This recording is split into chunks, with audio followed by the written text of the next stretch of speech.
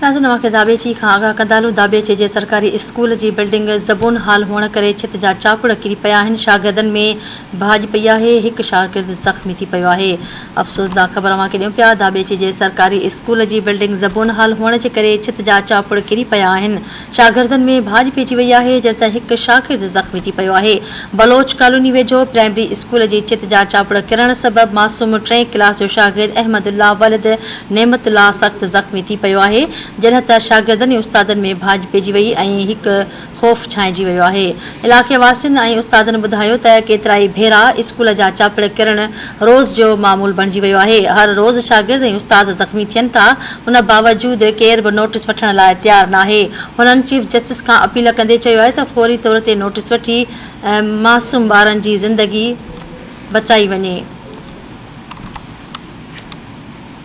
दाबेची जे सरकारी स्कूल जी बिल्डिंग ज़बूल हाल हुअण करे छित जा चापड़ किरी पिया आहिनि जॾहिं त शागिर्दनि में भाॼ पइजी वई आहे। हिकु शागिर्द ज़ख़्मी थी पियो आहे।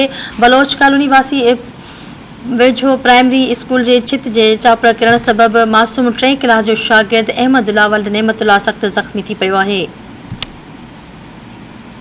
शागिर्दनि ऐं उस्तादनि में भाॼ पइजी वई आहे ऐं ख़ौफ़ छांइजी वियो आहे। इलाइक़े वासियुनि ऐं उस्ताद ॿुधायो त केतिराई भेरा स्कूल जा चापड़ किरण रोज़ जो मामूल बणिजी वियो आहे।